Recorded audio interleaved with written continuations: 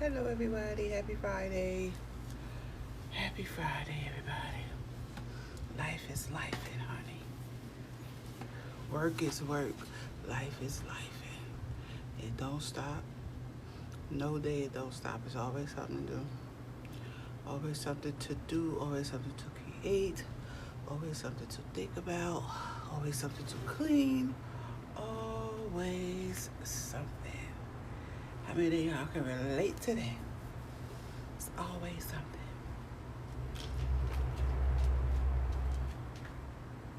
Ain't that right now, Phil?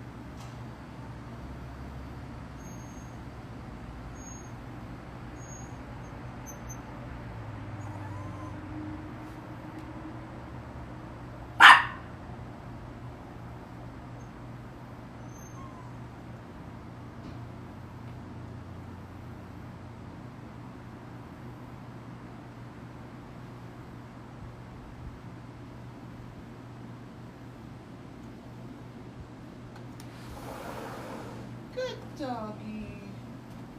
Good dog. You waited. You did good.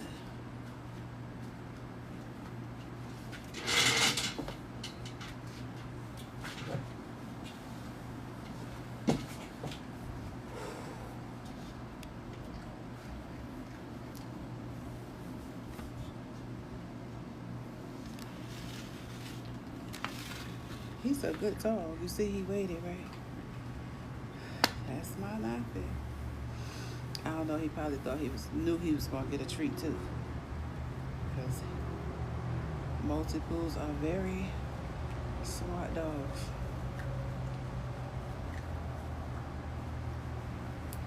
Very smart dogs. It's a beautiful Friday in August. Spring is approaching. Spring is around the corner. And I'm just so thankful to still be here in the land of the living, appreciating God for waking me up this morning. I feel good. It could be a whole lot worse. Everything that I was able to do when I got up this morning, I'm just feel so thankful that I was able to do. I don't take any of it for granted. Every day, I just do my best to show up for me and just do what I need to do in the day. I'm so thankful for my life as it is. I want more for myself. I will receive more from myself. I mean, I speak life into myself every day. I don't look for the world to do anything for me. If I don't get up and create something or do something, it's not going to happen. You know, being a woman 51 years old and seeing what I've seen, knowing what I know about life, learning, living in people, whew, I just thank God I'm still here. It's definitely a blessing in the lessons that I have learned in my life. As I sit here, before you, enjoying this breeze that I'm feeling, I can't do nothing but say thank you, Lord. Thank you for the follow. I appreciate you so much. Welcome to my community. It's a great community of affirmations, love, hope, dreams, truth. If you want gossip and all that stuff, this is not it. I'm just a woman trying to live and just show life authentically in my lane. Not bothering nobody else's lane. You know what I'm saying? Thank you so much for the follow. Appreciate you so much. And I'll come over and check out your page too and follow you, because that's what I like to do. I like to, join in with my community, let you know that, you rock with me, I rock with you, and that's how you build a community. It's just a lot that we all have to take in, especially, women in this society right now. I see what's going on politically. I don't get into political battles. I don't get into political conversations. I'm not a political person. I'm a godly person. And I live by the statutes of the Lord. Not once did I ever see a political situation help me. So, the only person that has helped me since I left my mother's womb is God. And that's who I focus on for my help, my protection, my safety, and my guide. And that's all I have to say on political stuff. But I will say my personal opinion is be careful. The Bible says, be wise and not foolish. Be careful what you do and how you do it and who you do it towards and who you do it for. And know who you are. First of all and foremost, know who you are when you're making decisions. I'll be right back for a second. Let me go open this door for my granddaughter.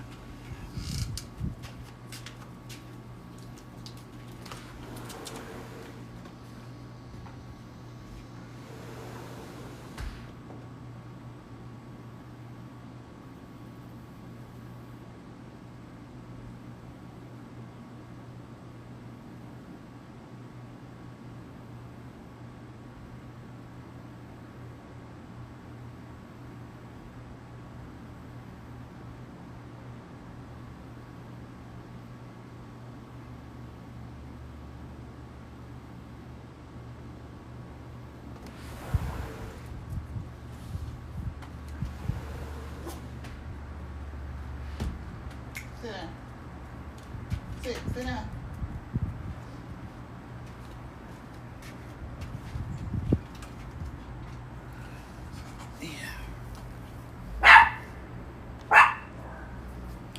You know, I'm just so... Dafia. Here go the dogs. Want to communicate with each other. But God is good. All the time. So, you know, that's what I do. You know, I just try to shed love and light to my community and friends and family. Those who support my social medias. I only show up daily to, you know, just share some love and light. The world need love. The world need, you know, somebody to care. You know, not somebody always trying to get something from somebody or sell something. I have been a businesswoman all of my life.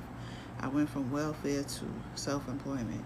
My stories are all throughout my social medias. You can learn about me just by watching my videos. But I never push anything on any of my followers, ever. Never. Because that's not what I'm here for. God didn't put me here to sell something. He put me here to uplift, motivate, and tell my story so that I can, you know, help someone else in what they're going through, to let a sister or brother see that you're not alone. You know, that's why, you know, I'm on social media, to just, you know, do that. The LGBT community, you know, there's so much hate and there's so much lack of love in that community from parents. You know, I have a LGBT daughter. She's a lesbian, and I support her wholeheartedly because she's my daughter. I'm not saying I support so much that she's a lesbian, but she's my daughter, and I support her. You know what I'm saying? So it's like, people push the scenario, you know, I don't want my child to be gay, or I don't want it. Look, your mama might have not wanted you to be who you are. You know what I'm saying? But they still loved you. You got to look at your life and see where you come from, and then put yourself in your children's shoe. Our job is to be parents. Our job is not to, you know, judge anything. Once you raise your kids and they become grown, live your life and be happy. It ain't your job to try to figure out what they doing in their house or who they with or whatever. If they left your home and they are a full adult, why are you worried? I don't get it. I mean, a parent's job is to love, raise your children, love them, continue to show them the light. For me, you know, I show my daughters the light. I have daughters. I have not a son in sight. I have even a granddaughter. I said, Lord, what are you doing? Because I would just have loved to just have a little boy somewhere. But that's just how God made me. So I think he did it to keep me in order because I really have to be a role model for the girls. And so I think he did it to really keep me in order before my daughters and my granddaughters. They can never say, you know, even when I was raising my daughters in my 20s, and because I was a teen mom, even as a teen mom to now, my daughters can never say my mom was a street runner. My mom used excessive profanity or just, you know, acting up, drugs and alcoholism and stuff like that. My daughters can never say that. Now, I had some husbands. Oh yeah, I had some husbands. I had about 5 husbands. But it was in decency and order because I wouldn't let a man take advantage of my body or my life. And again, I was still setting an example for my daughters. You know, they can marry you if they want to lay up with you. That was my point. You know, you want to lay up with me, you want to be at my house, you're going to have to marry me. And that was my point. And when I was done with them, I was done with them.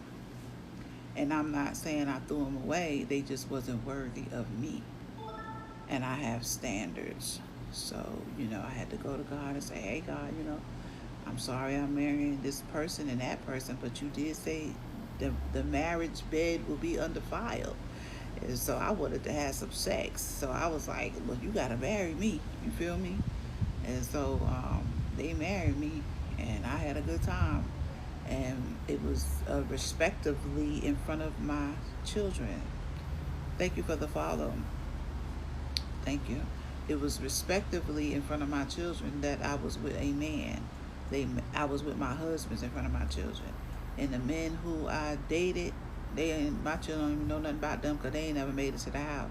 So you couldn't come to my house unless you was my husband. You see what I'm saying? Because I was raising daughters. And one thing about me, I was a strong little girl, a strong, I don't know, I guess, I don't know how God made me because I just was always strong minded. Like, I did what I did and that was it. You can't change my mind. I was always a leader, never a follower type situation. And being a girl from Brooklyn, New York, I was so bad, y'all.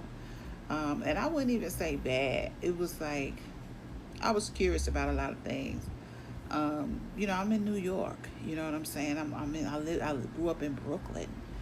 I was raised in Brooklyn. Come on, that's the best borough in New York. You understand what I'm saying? So I wanted to explore. I wanted to see what New York was about. So I was one of those kids that my parents thought I was bad, but then they realized I really wasn't bad. I was just curious. Cause I was the type of girl who, I wasn't peculiar at a young age too much. Now I was a teen mom, so I will say that. But again, even then, I got married in the 10th grade. You see what I'm saying? It's a pattern here. I was always doing my work. You feel what I'm saying? Even as a teenager, my teen boyfriend, who became my children's father, he had to marry me. You feel me? So I was always knowing what I could be and who I could be, even with whoever I was with. And they was either on for the ride or off. If you was off, bye bye. But back to what I used to do, as to be curious, I used to say, ask my parents, could I take the garbage out? And when they let me take because we lived upstairs or whatever, so I had to go downstairs to take the garbage, and downstairs was outside. And a lot of times we couldn't really go outside because, back then Brooklyn was pop, pop, pop, pop, pop. Like it was literally things going on that could be dangerous outside where a parent wouldn't want their children outside. And I get that. But I was like, man, we live in Brooklyn, New York. Are you kidding me? I can't go outside. But here I am. Like I said, I was always grown in my time. So my mind not realizing, dang, I'm somebody's child. I'm sitting up here thinking I just want to go outside and explore, not realizing that I'm a kid. You feel what I'm saying? That's just me. So I asked to take the garbage out, and I done got on the train and went to Manhattan, child. Gone for the whole weekend, just in Manhattan. I know what it's like to roam the streets all night for the whole weekend. And, that's why I said homeless people, they really got it good because if you live in New York and you homeless, you got it good. Everybody's always throwing food in the garbage. They don't eat all their food. You gonna always have something to eat. You can go in the restrooms now and use the bathroom and take a brush your teeth. You know what I'm saying? I'm just saying, and I wasn't even homeless. I was just New York is a city that don't sleep. And then I'm worrying my parents to death. They thinking somebody done killed me, mugged me. They don't know what's going on. Cell phones wasn't a thing. All I know, I said I was taking the garbage out, and I ain't never came back to Sunday night. And this is Friday. And so what I was doing in the city, having a good time. I used to be I'm a people watcher now. I used to like to see the people. Like I used to watch the people. My dad, he was a businessman, so he had a business in Brooklyn and in Manhattan. And so I had the opportunity to go to downtown Brooklyn a lot and downtown Manhattan a lot. And so I saw this life that my neighbors and my friends, they didn't see because they didn't have the opportunities to have a father, because I'm from a two-parent home, and even then, growing up, people wasn't from a two-parent home.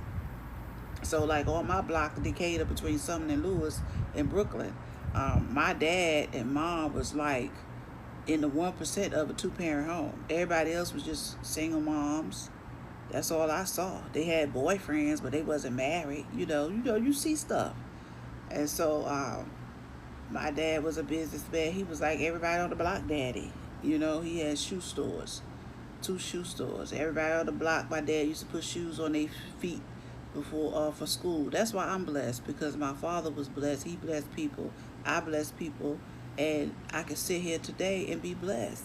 You know, you have to give that stuff back. You have to, when you bless, you know, Patti LaBelle sang a song so well. You know, when you bless, pass it on. You know, and the blessings that have been passed on to me and my seed. And that's why, you know, people, it's, I don't know what they call it, the black sheep. I don't know what they call me and my family, but they don't call me. You understand what I'm saying? So I'm something, because they don't call me. And so I stopped calling them. And then God gave me a family. And I love the family that God gave me, and they love me back.